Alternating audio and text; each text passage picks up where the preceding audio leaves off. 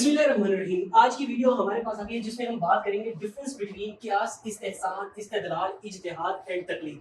5 question इसमें cover होने वाले हैं। इसके बाद मैं जो इज्तिहाद है इस पे डिटेल वीडियो बनाऊंगा क्योंकि ये एक इंपॉर्टेंट क्वेश्चन है। लेकिन इसमें से बाकी में से अगर आपको किसी पे वीडियो चाहिए तो नीचे कमेंट में लिखना ना भूलिएगा, मैं जरूर इस पे वीडियो बनाऊंगा।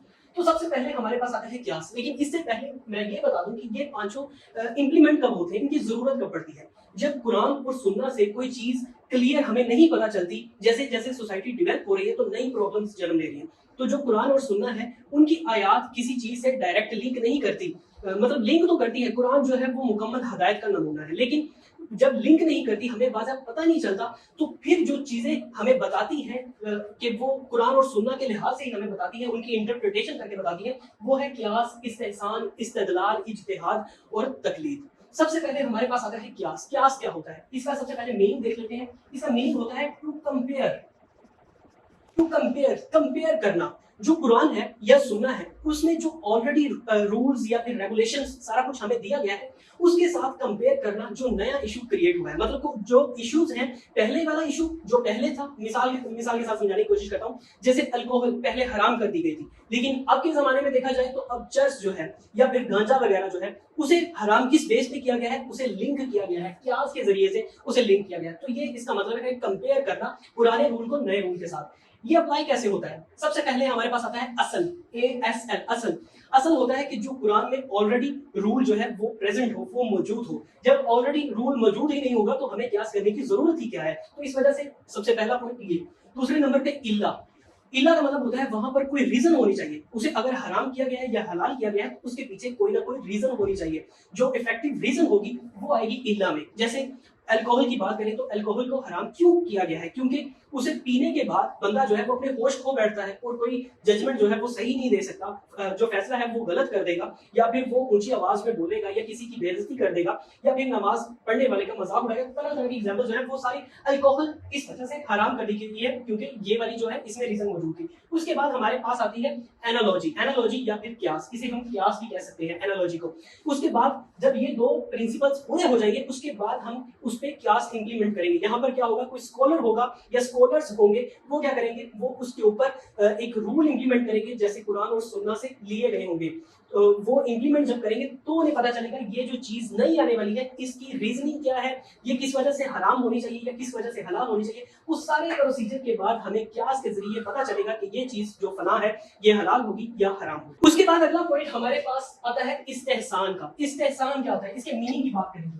इसके मीनिंग की बात करें तो ये होता है जुरिडिकल प्रेफरेंस या फिर इक्विटी भी कह सकते हैं।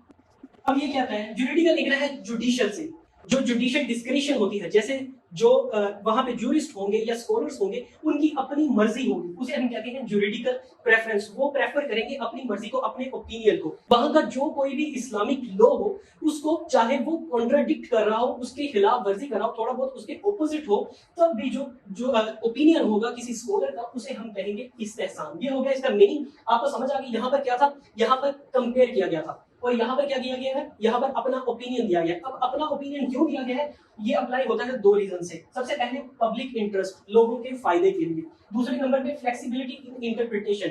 इसकी जो इंटरप्रिटेशन होती है, यानी कुरान और सुन्ना की जो इंटरप्रिटेशन करनी होती है वो काफी ज्यादा फ्लेक्सिबल होती है। इतनी फ्लेक्सिबल होती है कि वो अपना ओपिनियन स्कॉलर जो है वो ऐड कर सकता है। तो ये आपको क्लियर डिफरेंस इसका पता चल गया। इसकी एग्जांपल से आपको समझाने की कोशिश करता हूँ। जैसे कुरान में एक वाज़ेह आयत है कि सूद हराम कर दिया गया है, ठीक है, सूद हराम है, लेकिन यहाँ पर जो इस्तेहसान करते हैं वो क्या कहता है, वो अपना ओपिनियन देता है फॉर पब्लिक इंटरेस्ट के लिए, कि गरीबों के लिए अगर थोड़ा बहुत फिक्स्ड इंटरेस्ट हो भी तो भी अगर उन्होंने अपना बिजनेस स्टार्ट करना है या फिर अपना घर चलाना है तो वो वाला सूद ले सकते हैं। तो यहाँ पर अपना ओपिनियन दिया। फ्लेक्सिबिलिटी इन इंटरप्रिटेशन, जो कुरान की इंटरप्रिटेशन है उसमें बहुत ज्यादा फ्लेक्सिबिलिटी कर दी गई कि अपना ओपिनियन बना दिया गया। तो ये आता है इस्तेहसान में, जिसमें लोगों के फायदे के लिए अपना ओपिनियन यूज करना। यहाँ पर क्या था, सिर्फ इंटरप्रिटेशन करना, दोनों रूल्स को आमने सामने रखना, दोनों लॉज को आमने सामने रखना, लेकिन यहाँ पर अपनी मर्जी करनी। उसके बाद हमारे पास आता है इस्तेदलाल। इस्तेदलाल की अगर बात करें तो ये दोनों चीजें उठा के हम इस्तेदलाल में रख दें तो इस्तेदलाल कंप्लीट हो जाता है। समझ नहीं आई, आपको बताता हूँ। इसका मीनिंग जो है ना वो दो तरह से है। सबसे पहले इस्तेदलाल बाय कियास, दूसरे नंबर पे इस्तेदलाल बाय इस्तेहसान।